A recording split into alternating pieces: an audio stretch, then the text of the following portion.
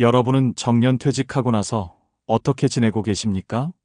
아침에 눈 떠서 할 일이 없어 막막하지 않으십니까? 65년을 바쁘게 살다가 갑자기 멈추니까 어떻게 살아야 할지 모르겠다는 분들이 정말 많습니다. 직장 다닐 때는 그렇게 바빴습니다. 아침 일찍 출근해서 저녁 늦게 퇴근했습니다. 주말에도 일 생각에 쉬지 못했습니다. 그때는 언젠가 은퇴하면 푹 쉬면서 하고 싶은 것 다 하겠다고 생각했습니다. 그런데 막상 65세가 되어 은퇴하고 나니까 뭘 해야 할지 모르겠습니다. 이런 고민하고 계시다면 오늘 이 영상이 정말 큰 도움이 될 겁니다. 65세부터는 완전히 다른 방식으로 살아야 합니다.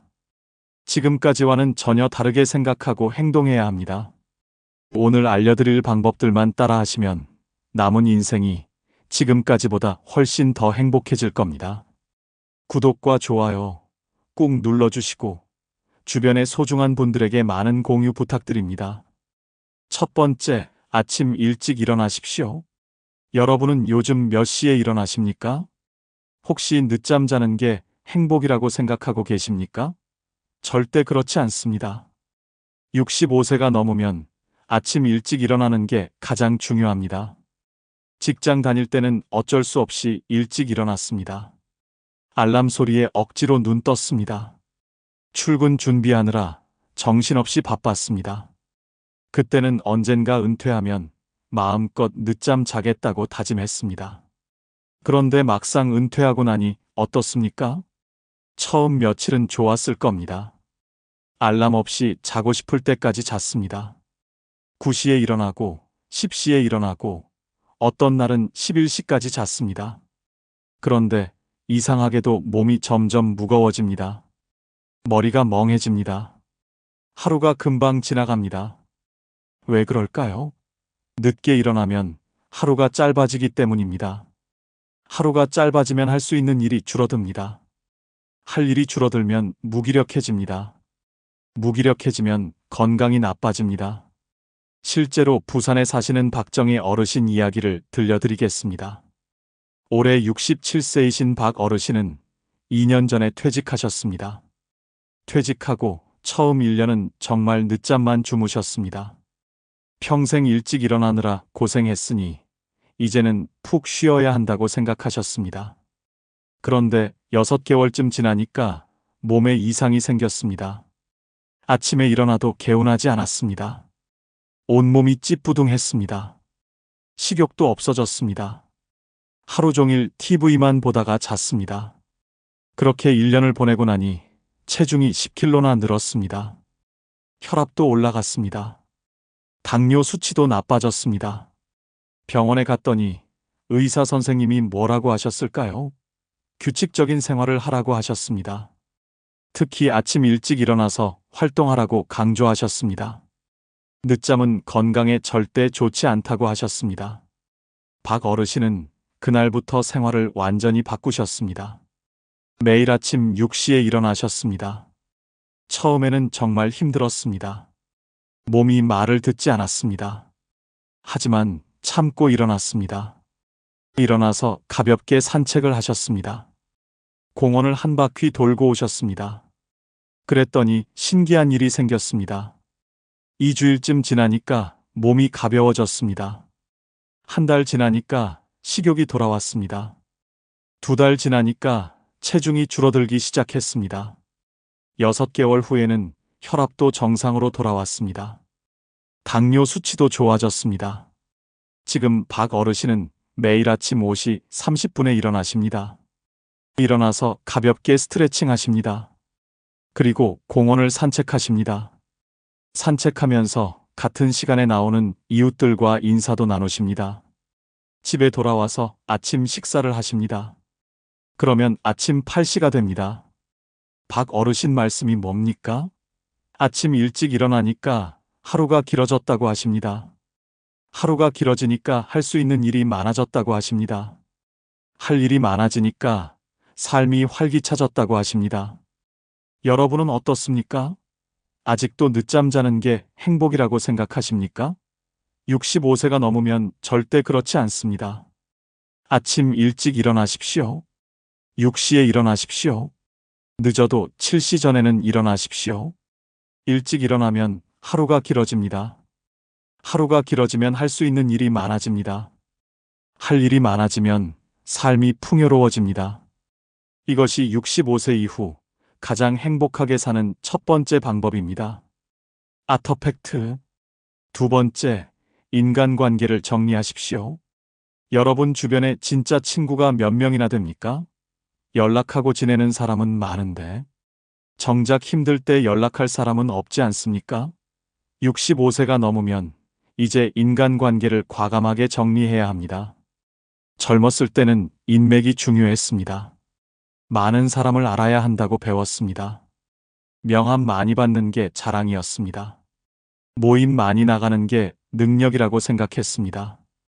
그래서 이 모임 저 모임 빠지지 않고 나갔습니다. 하지만 은퇴하고 나면 어떻습니까? 그렇게 많이 알던 사람들 중에 연락하는 사람이 몇 명이나 됩니까? 대부분 연락이 끊깁니다. 명함은 쓸모 없어집니다. 그때 비로소 깨닫습니다. 진짜 친구는 손에 꼽을 정도라는 걸 말입니다. 그런데도 아직 정리 못하고 계십니까? 별로 친하지도 않은 사람들 만나느라 시간 낭비하고 계십니까? 마음도 안 맞는데 억지로 웃으면서 만나고 계십니까? 이제 그만하십시오. 실제로 대구에 사시는 최민수 어르신 이야기를 들려드리겠습니다. 올해 69세이신 최 어르신은 65세에 퇴직하셨습니다. 퇴직하고 나서도 직장 동료들과 자주 만났습니다. 한 달에 서너 번씩 모임이 있었습니다. 골프 모임도 있었고 등산 모임도 있었습니다. 동창회도 빠지지 않고 나갔습니다. 그런데 이상한 일이 생겼습니다. 모임에 나갈 때마다 기분이 좋지 않았습니다. 만나서 하는 이야기가 늘 똑같았습니다. 누가 얼마 벌었다. 누구 자식이 어디 취직했다.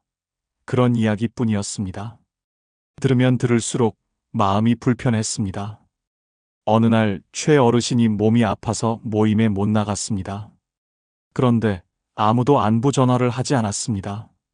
다음 모임 때 나갔더니 아무도 아팠냐고 묻지 않았습니다. 그제야 깨달았습니다. 이 사람들은 진짜 친구가 아니라는 걸 말입니다. 최 어르신은 그날부터 모임을 정리하기 시작했습니다. 처음에는 걱정이 많았습니다. 사람들이 뭐라고 할까봐 두려웠습니다. 외롭지 않을까 걱정했습니다. 하지만 용기를 내서 하나씩 정리했습니다. 골프 모임 그만뒀습니다.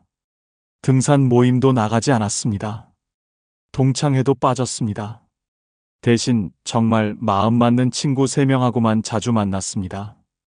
일주일에 한 번씩 만나서 차 마시고 이야기했습니다. 그랬더니 놀라운 일이 생겼습니다. 오히려 더 행복해졌습니다. 스트레스가 확 줄어들었습니다. 시간도 많이 생겼습니다. 그 시간에 하고 싶었던 일을 했습니다. 책도 읽고 영화도 봤습니다. 부인하고 여행도 다녔습니다. 무엇보다 좋은 점이 뭡니까? 마음이 편해졌습니다. 더 이상 남 눈치 볼 필요가 없었습니다. 억지로 웃을 필요도 없었습니다. 진짜 친구들하고만 만나니까 대화가 즐거웠습니다. 서로 속마음을 터놓고 이야기할 수 있었습니다. 지금 최 어르신은 일주일에 딱 한 번만 친구들을 만나십니다. 그것도 정말 마음 맞는 친구 3명하고만 만나십니다. 만나면 솔직하게 이야기합니다. 힘든 일 있으면 털어놓습니다. 기쁜 일 있으면 함께 기뻐합니다.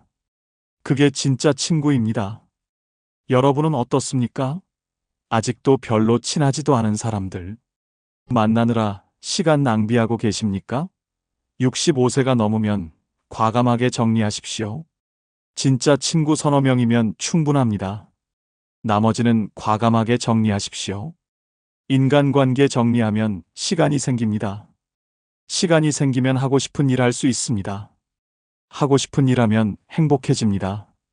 이것이 65세 이후 가장 행복하게 사는 두 번째 방법입니다. 세 번째, 새로운 취미를 시작하십시오. 여러분은 요즘 뭐 하면서 시간을 보내십니까? 혹시 하루 종일 TV만 보고 계시지는 않습니까? 65세가 넘으면 반드시 취미가 있어야 합니다. 그것도 새로운 취미를 시작해야 합니다. 직장 다닐 때는 취미 생각할 여유가 없었습니다. 아침부터 저녁까지 일만 했습니다. 주말에도 쉬지 못했습니다. 그때는 언젠가 은퇴하면 취미 생활하겠다고 다짐했습니다.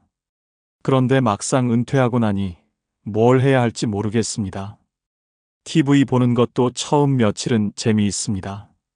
마음껏 볼 수 있다는 게 좋습니다. 하지만 한 달만 지나도 지겹습니다. 아침에 일어나서 TV 켜고, 점심 먹고, TV 보고, 저녁 먹고, 또 TV 봅니다.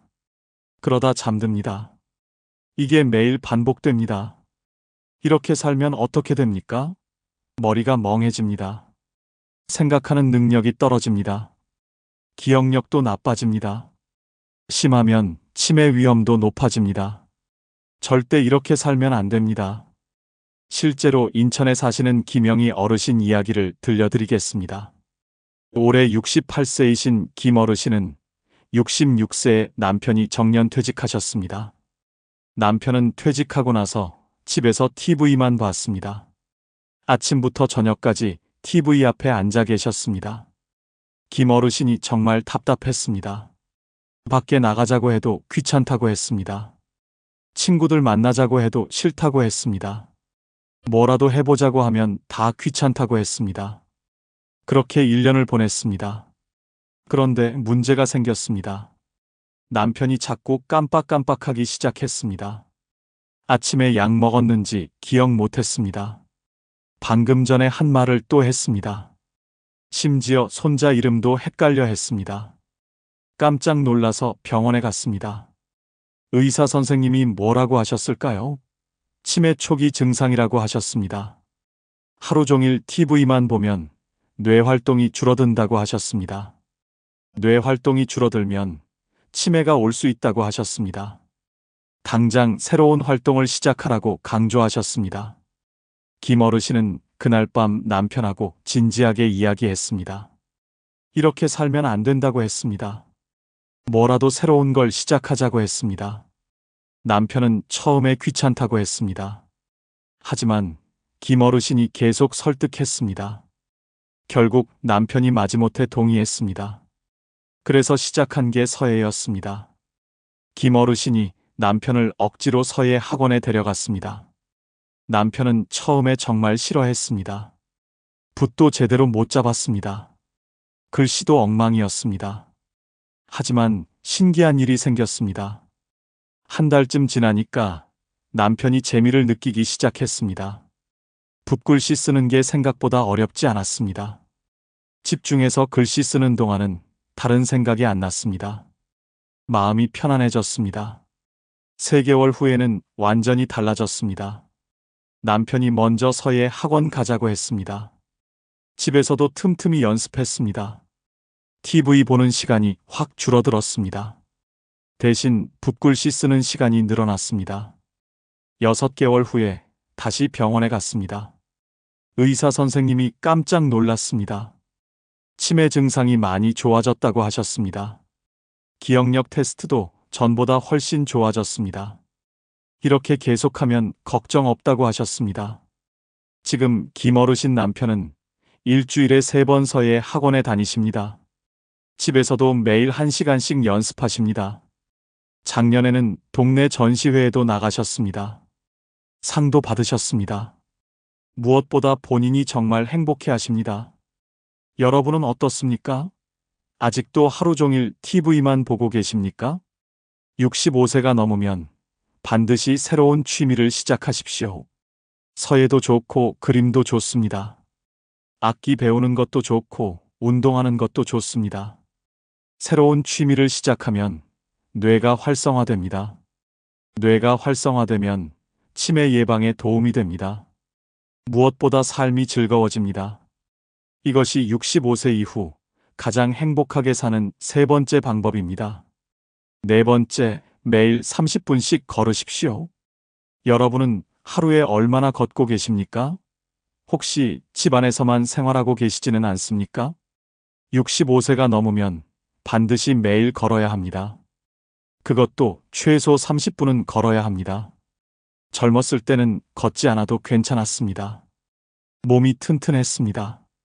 조금 무리해도 금방 회복됐습니다. 하지만 65세가 넘으면 다릅니다. 하루만 안 걸어도 몸이 굳습니다. 이틀만 안 걸어도 다리 힘이 빠집니다. 일주일만 안 걸으면 계단 오르기도 힘들어집니다. 그런데도 귀찮다고 안 걷고 계십니까? 날씨 핑계 대면서 미루고 계십니까? 내일부터 하겠다고 매일 미루고 계십니까? 이러다가는 정말 큰일 납니다. 실제로 광주에 사시는 이철수 어르신 이야기를 들려드리겠습니다. 올해 70세이신 이 어르신은 65세까지 건강했습니다. 평생 운동은 안 했지만 큰 병 없이 잘 지냈습니다. 그래서 운동 같은 건 필요 없다고 생각했습니다. 퇴직하고 나서는 더욱 안 움직였습니다. 아침에 일어나서 거실 소파에 앉았습니다. TV 보다가 점심 먹고 다시 소파에 앉았습니다. 저녁 먹고 또 소파에 앉아서 TV 봤습니다.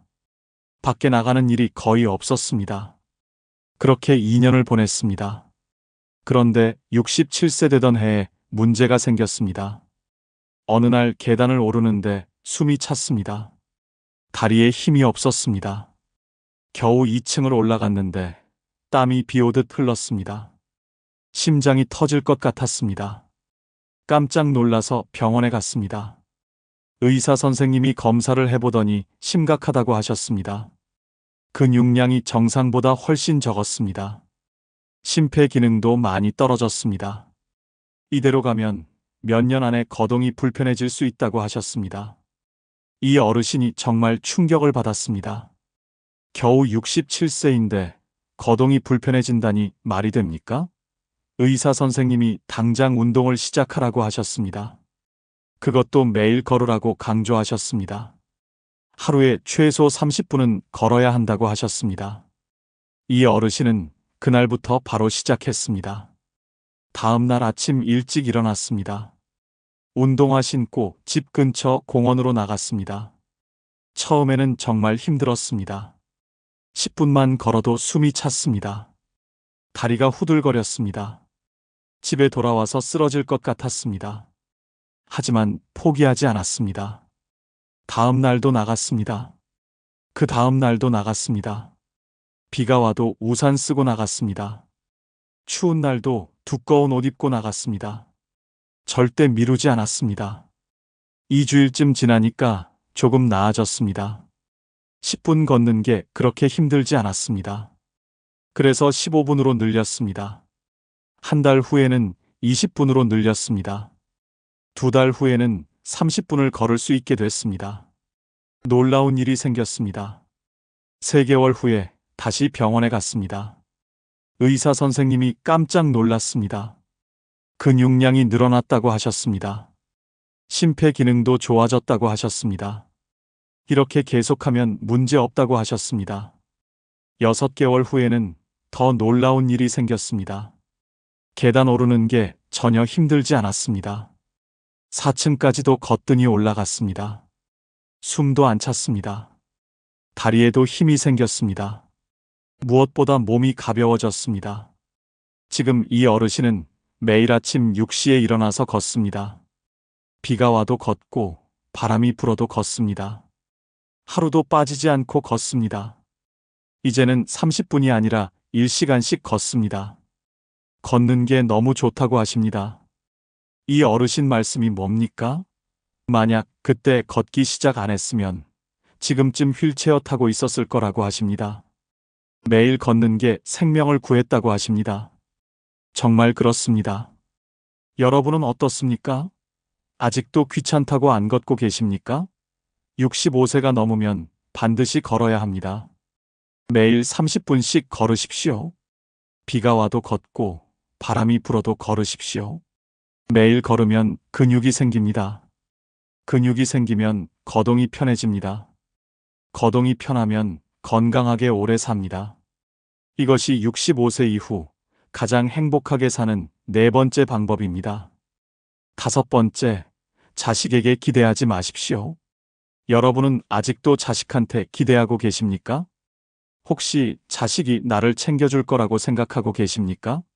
솔직히 말씀드리겠습니다. 65세가 넘으면 자식에게 절대 기대하면 안 됩니다. 평생 자식을 위해 살았습니다. 먹고 싶은 것 참으면서 자식 뒷바라지 했습니다. 입고 싶은 옷 안 사 입고 자식 학원비 댔습니다.